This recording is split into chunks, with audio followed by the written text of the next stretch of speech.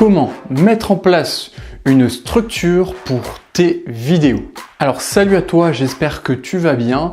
Aujourd'hui, on va voir les différentes étapes qu'on peut mettre en place pour structurer une vidéo. Donc les différentes étapes que tu vas suivre pas à pas pour que ta vidéo ait une structure, pour que ta vidéo soit cohérente, pour que ta vidéo ait tout un chemin, un suivi. Ça peut aussi se mettre en place dans le cadre de podcast. Donc tu vas pouvoir utiliser ces étapes soit dans le cadre d'une vidéo, soit dans le cadre d'un podcast. Au tout début, quand j'ai commencé à faire mes toutes premières vidéos, donc ça remonte il doit y avoir 2-3 ans, j'avais pas du tout de structure pour mes vidéos et ce qui se passait, ma problématique, c'est que quand je me mets pas de structure, enfin du moins à l'époque, maintenant ça va mieux, mais à l'époque, quand je n'avais pas de structure, quand j'ai commencé, ce qui s'est passé, c'est que je passais souvent du coq à l'âne, donc je partais sur un sujet et je déviais énormément et je passais carrément sur autre chose. Ça, c'est une grosse problématique. Et ce qui se passait aussi, c'est que j'ai tendance dans les vidéos à me répéter, à dire sans déconner 3, 4, 5 fois la même chose. Et du coup, ce qui fait que j'ai des vidéos qui sont super longues et le contenu, il est très répétitif. Donc au final, ça équivaut à une vidéo qui est chiante. Donc dans la finalité, j'avais une vidéo qui était longue et chiante. Du coup, j'ai décidé de mettre en place une structure dans l'idée de faire une vidéo plus courte, plus condensée, qui va directement là où je veux aller, qui va à l'essentiel, qui dit l'essentiel, qui te permet toi d'avoir le maximum d'informations. Et juste avant de passer à la suite de cette vidéo, je t'invite à t'abonner à la chaîne YouTube de My Step by Step. Je te le rappelle, My Step by Step, tu as 3 contenus, 2 contenus vidéo et un contenu podcast, 1 minute, une astuce. Tout ça, c'est sur la chaîne YouTube My Step by Step. Alors abonne-toi. Ok, donc là, on va voir les différentes étapes que je mets en place pour structurer mes vidéos, à savoir que ces étapes, je ne les ai pas inventées. J'ai regardé des vidéos d'entrepreneurs que j'aime énormément, j'aime leur travail. J'ai analysé leurs vidéos pour voir comment eux faisaient. Et ensuite, ce que j'ai fait, c'est que moi, j'utilise Evernote, donc sur mon portable, et je me suis fait une structure avec Evernote. Et c'est ce qu'on va voir aujourd'hui. La première chose, c'est de dire l'annonce de quoi on parle ou l'annonce d'un résultat. Donc en général, moi dans cette étape-là, je mets le titre de ma vidéo.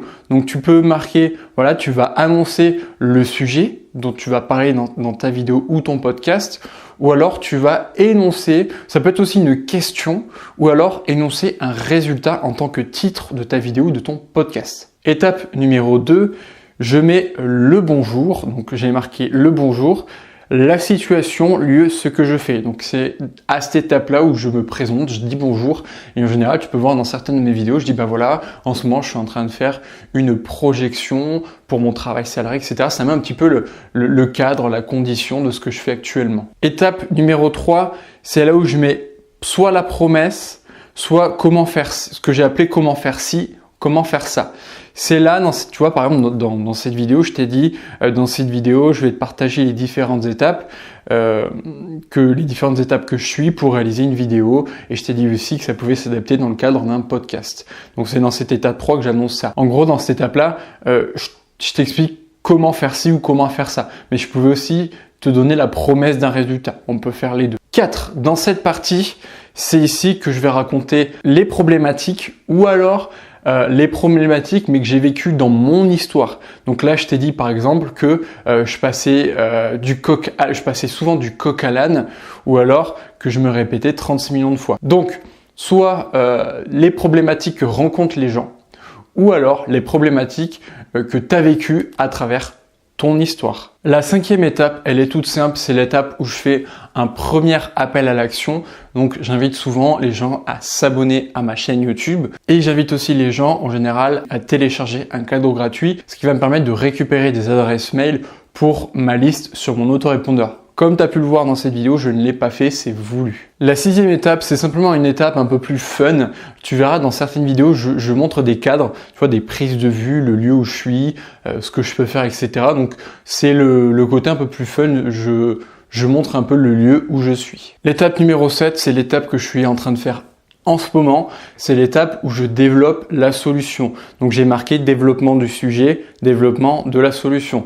Donc là, je suis en train de te donner une solution qui est ma méthode que j'utilise pour mettre une structure, pour mettre des étapes, pour que ta vidéo suive une structure. Et l'étape numéro 8, eh bien, c'est à nouveau un appel à l'action. J'invite les gens à nouveau à s'abonner à ma chaîne YouTube. J'invite les gens à partager ma vidéo. J'invite les gens à mettre un like. À chaque fois, tu m'entends dire mettez-moi un like. Le like, c'est pas pour le fun, c'est pour le référencement. Parce que c'est vrai, hein, si je dis ça, c'est que c'est vrai.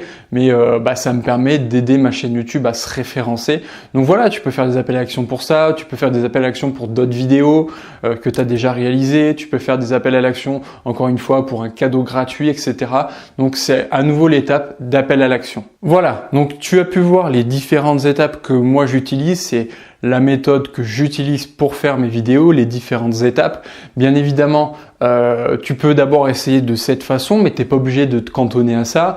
Tu peux, moi ce que je t'invite à faire, c'est à regarder des vidéos d'entrepreneurs, de youtubeurs que tu aimes bien et simplement analyse comment eux, ils construisent leurs vidéos. De toute façon, si tu en regardes plusieurs, tu verras qu'ils disent toujours la même chose.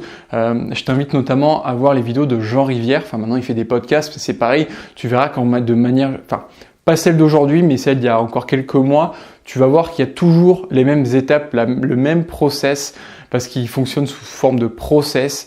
Et tu verras qu'après, en analysant, tu arriveras à voir les différentes étapes qu'ils mettent en place et peut-être que le processus que eux utilisent, il est peut-être plus adapté pour toi que moi, celui que je suis en train de te donner. Voilà pour cette vidéo. J'espère sérieusement qu'elle va t'aider et qu'elle t'a aidé à mieux construire tes vidéos pour faire des choses plus qualitatives, qui va vraiment apporter de la valeur aux gens. C'était vraiment le but de cette vidéo. Moi, en tout cas, je te remercie de l'avoir regardé jusqu'au bout. Et là, je vais faire la dernière étape, comme je te l'ai montré. C'est-à-dire que je vais t'inviter à t'abonner à la chaîne YouTube de My Step by Step. Je t'invite à mettre un gros like. Je t'invite surtout aussi à partager cette vidéo pour que les gens puissent comprendre que le fait de structurer une vidéo, ça peut vraiment aider. Et que par la suite, une fois que tu as bien intégré ta structure, tu peux te permettre plus de liberté. Mais au départ, mettre une structure, ça aide vraiment. Et moi, je te dis à très bientôt dans une prochaine vidéo. Allez, ciao!